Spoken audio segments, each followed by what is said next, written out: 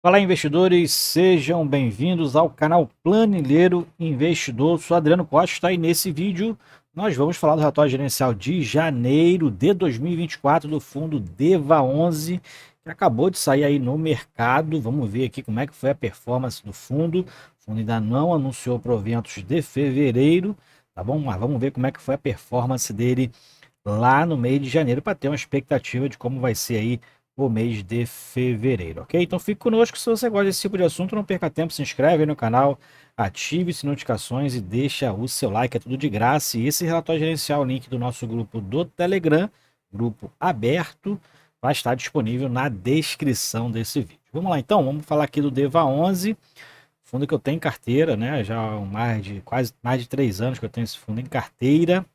Para quem não sabe, é um fundo que investe em CRI, né? Em CRIs, fundo para investidores em geral, tem desde agosto de 2020, para duração indeterminada, um fundo de gestão ativa que tem seu código de negociação na B3 de EVA11, tem mais de 14 milhões de cotas emitidas e atualmente com 120.844 cotistas, tá? Então, a gente vai ver também essa evolução aí dos cotistas, muito importante, tá?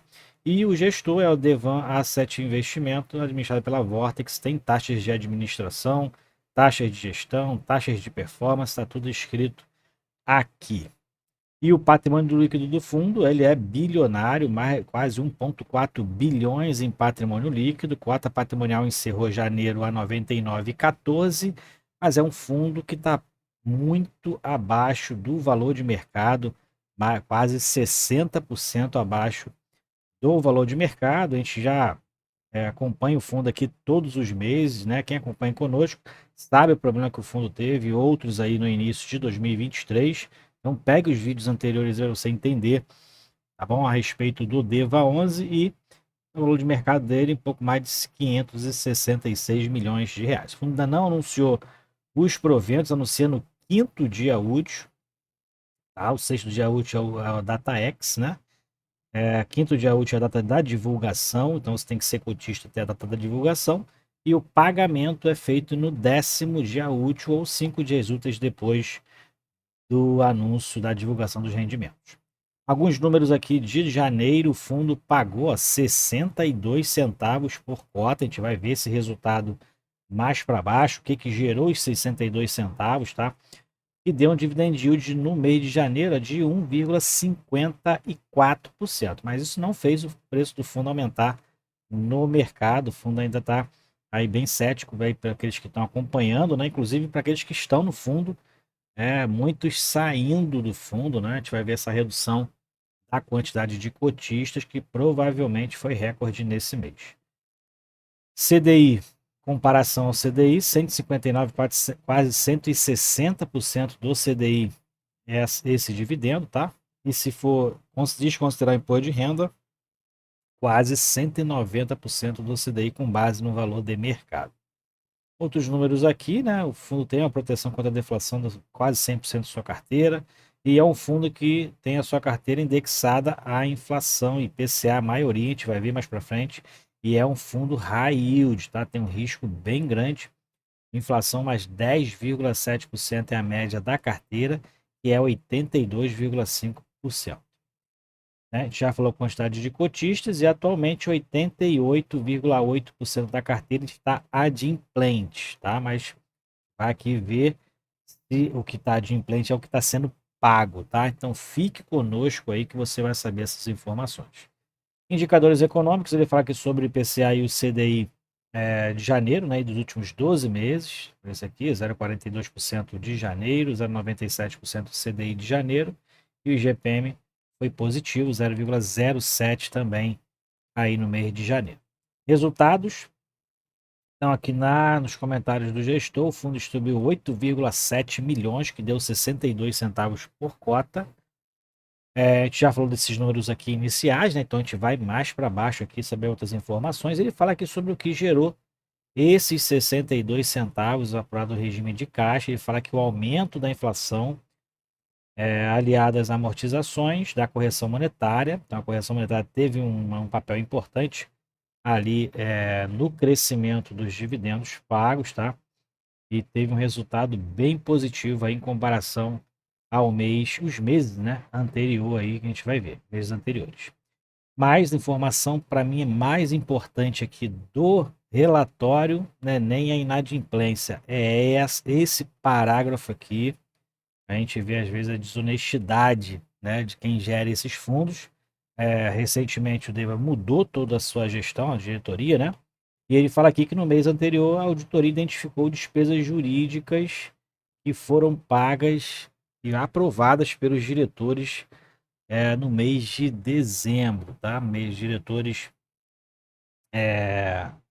antigos, né? Mês de dezembro, foram mais de 1,2 milhões de reais pagos com despesas jurídicas. E nas análises aqui dos assessores jurídicos atuais aí do fundo, tem evidências de falta de segregação do interesse do fundo e o interesse pessoal dos diretores, tá? O que não justificou esse montante pago em despesas jurídicas. Então, o fundo arcará 100% dessas despesas, vai recolocar, vamos dizer assim, no caixa do fundo, né? Provavelmente aí abatendo nas taxas de gestão, taxas de administração, né? E no momento o fundo está, a gestão está tomando as medidas necessárias, provavelmente aí medidas para poder, né, apurar a responsabilidade aí dos diretores antigos, né, provavelmente criminalmente. Então, informação mais importante aí, desonestidade, provável desonestidade, né, vamos dizer assim, dos antigos diretores com relação às despesas jurídicas, o que vai ocasionar aí, então o retorno desse valor, desse montante pago ao fundo, tá? Bom, falando aqui das demonstrações gerenciais, né? O fundo então teve um impacto muito positivo no mês de janeiro em relação à correção monetária, se comparado com os meses anteriores, a gente verifica aqui que teve um impacto bem relevante, né? Receitas com FIIs também teve um impacto bem relevante, não sei se foi ganho de capital ou se foi rendimento, provavelmente o fundo teve um ganho de capital aqui na venda de alguns FIIs da carteira, né? Provável, né? A gente aqui não está identificando. E o resultado, então, foi de 8,7 milhões, resultado distribuído, né? Maior do que os meses anteriores, o que resultou aí uma distribuição de 62 centavos por cota. Isso aqui pode não ser recorrente, né? A não ser que a inflação permaneça, né, nos mesmos patamares, pode ser que volte a distribuir aí esse nível, né, de distribuição aqui mais provável as receitas recorrentes, né? Normalmente a gente pega aqui dos juros, né, que são mais repetitivas, né, do rendimento de caixa e dos próprios rendimentos dos FIIs, o que gera aí em torno de 45 centavos por cota de resultado. Então a gente vai ver, vai acompanhar aí, continuar acompanhando mês a mês o DEVA 11, essa evolução, né? Mesmo porque o fundo, como diz lá em cima, está quase 90% adimplente. A gente sabe que tem algumas carências aí que já vão vencer em julho. Então é isso que a gente está de olho, né? Nas carências, se vai realmente voltar a pagar as empresas que tiveram aí e causaram todo esse transtorno aí para o fundo. Aqui então é o rendimento, a evolução, né, dos rendimentos. Aqui é o dividend yield médio, que está em 1,17%. A gente verifica que janeiro foi de mais de 1,5% de dividendo, né? É o segundo maior dos últimos 12 meses. E mais para baixo, a gente verifica o portfólio. E a gente verifica que dentro da legenda do status dos CRIs, né, a gente verifica que os primeiros aqui, né, tem muitos aqui que estão em pagamento de carência, né? Inadimplente também tem em torno aqui de 11% ainda inadimplente, né? Alguns recorrentes, inclusive, mas o fundo está com a carteira quase toda verde aí, né? A maioria com status verde, que é pagamento em dia, mas o que preocupa é porque os mais relevantes, né, estão em pagamento de carência, é esse aqui que a gente está acompanhando, né? Aí a evolução, né? O circuito de compra já está aí com parte só em carência, está pagando parte, né, ali dos juros, então a gente vai acompanhar os outros, né? Carência a gente sabe que dura ali até julho e é ali que é marco, né, para a gente saber se o fundo vai recuperar aí os seus resultados, a gente verifica aqui embaixo que com a quantidade de pagamentos em dia, na verdade, é 50% da carteira, né? 50% da carteira está aí com pagamento em dia, 38,7% está em prazo de carência, aquela parte amarela, e aquela parte vermelha ou alaranjada, 11,2% inadimplente em processo de renegociação. Então, com os pagamentos em dia, a gente verifica que o fundo está aí gerando resultados em torno de 45 centavos por cota. Por isso mesmo, por ser a correção monetária um pouco mais volátil, né? Não é uma receita recorrente, né? Que se repete ali, depende da economia. Então, o mercado, então, depois do anúncio desse dividendo de 1,5%, o preço de mercado não aumentou, não seguiu o dividendo esse mês. Dentro aqui da carteira não tiveram modificações, o fundo ainda tem uma pequena parcela aqui em cotas com mais risco, mezanina e subordinada, cria 86,5% da carteira, o fundo tem também 7,8% em FII e 5,7% em caixa, quase 96% da carteira é indexada ao IPCA e quase 100% é protegida contra deflação. Mais para baixo a gente verifica o status da carteira, né? Tem grande parte, ele tem 16 estados ainda aí alocado, né? 94% da carteira tem obra já performada ou encerrada e carteira vendida 84% na média também já está com a carteira vendida. Na alocação tática a gente tem esses fundos imobiliários aqui, tem uma representatividade de 7 e pouco, 7,5% mais ou menos, né? Do patrimônio do fundo, né? Dos ativos. Então tem esses fundos aqui, dois fundos da própria Devan, é o DPRO e o DVFF, né? Outros aqui que não são para investidores em geral.